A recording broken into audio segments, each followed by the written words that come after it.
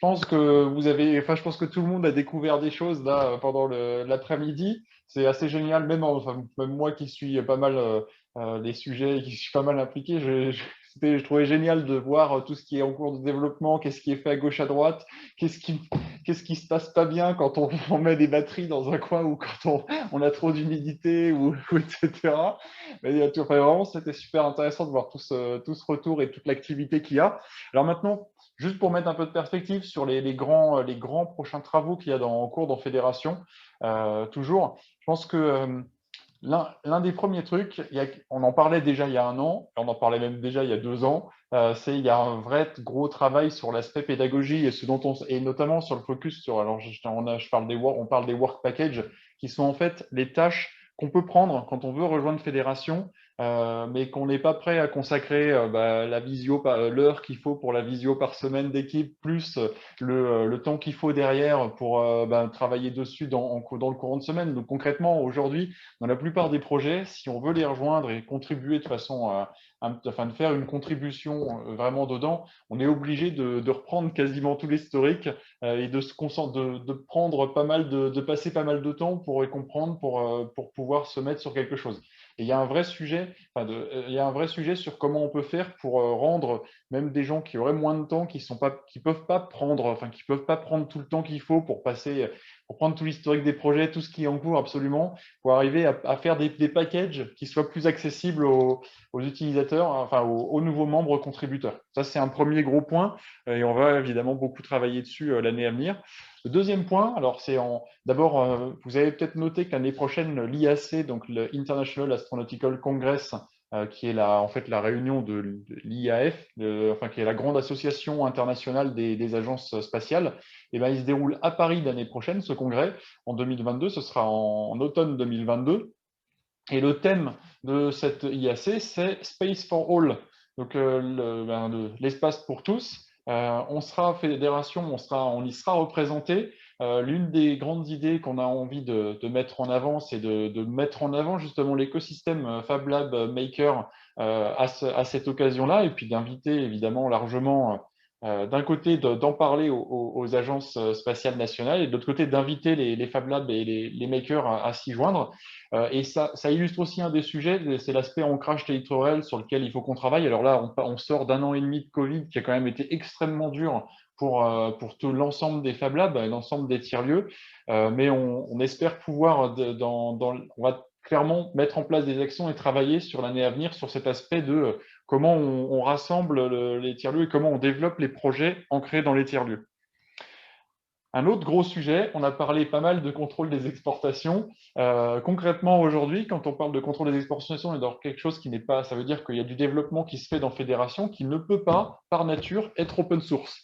Et donc là, quand on parle de ça, il se pose plein de questions du côté de la propriété intellectuelle, parce que finalement, ça veut dire qu'il y a de la propriété intellectuelle qui est créée dans le cadre de fédération, et là concrètement de l'association Open Space Makers, qui est de facto propriété de l'association Open Space Makers, mais la question c'est qu'est-ce qui est fait et comment ça peut être partagé et mis à contribution derrière. Et là, pour l'instant, le cadre n'existe pas. Il y a le cadre, la charte fédération qui fixe bien qu'est-ce qui se passe pour tout ce qui est en open source, et là-dessus, tous les aspects de propriété intellectuelle sont couverts. Pour ce qui n'est pas open source, c'est pas encore couvert, et c'est un des travaux importants qu'on est en train de mener actuellement. Et donc, dans l'année qui vient, on va pouvoir dire très concrètement, admettons si demain il y a une équipe qui arrive en disant bah tiens, on a maintenant envie de porter notre projet au niveau supérieur, au niveau suivant, et on veut fonder une boîte pour faire ça, dédiée. Comment se passe le transfert de propriété intellectuelle entre Open Space Makers et cette entreprise? Et bien, c'est justement ce qu'on est en train de déterminer et de créer ce cadre-là. Et puis, le dernier point, mais on en a déjà parlé aussi, ça a déjà été évoqué tout à l'heure, c'est quand même, on pense, ça va être un des gros highlights de l'année à venir, c'est la perspective du lancement en Guyane pour le projet Ad Astra et du lancement d'une première fusée. On va notamment l'utiliser aussi comme étant un point de départ pour impliquer le Fab Lab Station K de Kourou. On espère que ça va permettre aussi de générer un peu une communauté en local fédération. Et donc, que derrière, ça va avoir plein d'effets positifs, évidemment en termes de communication, évidemment en termes de développement des projets en eux-mêmes, et puis globalement aussi en termes d'envie de proposer de nouveaux projets et de perspectives nouvelles qui seront ouvertes à partir de ça. Au final, et parce que je me suis dit comment on résumait aujourd'hui Fédération, parce que finalement, on a parlé plein des différents projets. Là, je vous ai parlé surtout de l'infrastructure autour des projets. Et je pense que la bonne façon de voir Fédération, c'est un peu comme un centre spatial. Au final, le rôle de Fédération aujourd'hui, c'est quoi? Bah, c'est ça, c'est de fournir une grosse rampe de lancement, toutes les installations qui vont autour pour organiser le lancement, et puis faire que bah, les projets, ils aient tout ce qu'il faut pour pouvoir se lancer et arriver en orbite de façon sécurisée et avec tout le support sol qui va bien.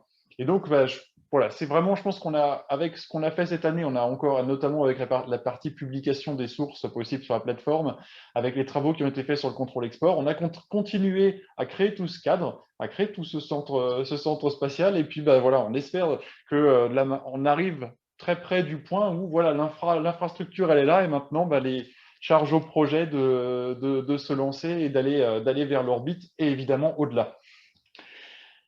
Merci à tous ceux qui nous ont suivis à distance. Un énorme merci évidemment à toute l'équipe du Fab Lab de Château-Thierry pour avoir accueilli le lieu principal et je pense aussi pour avoir mis un super effort de communication, d'organisation autour. Donc un énorme merci à eux. Merci donc à tous. Un petit merci pour Victor aussi en régie qui a fait la régie Zoom pour aujourd'hui. C'était l'équipe technique derrière tout ça. Un gros merci aussi à Nicolas, qui je suis Ecos, qui n'est pas là aujourd'hui, mais qui a finalement énormément contribué à l'organisation, mais il pouvait malheureusement pas se joindre à nous cet après-midi. Et puis, bah, sur ces bons mots, je vous souhaite une très bonne après-midi à tous. On espère se retrouver, bien sûr, dans la discussion sur chat.fosm.space, si vous ne l'avez pas encore noté. C'est là où se passent les échanges sur Rocket Chat. Et donc, à très bientôt dans les projets pour la suite de toutes ces belles actions fédération.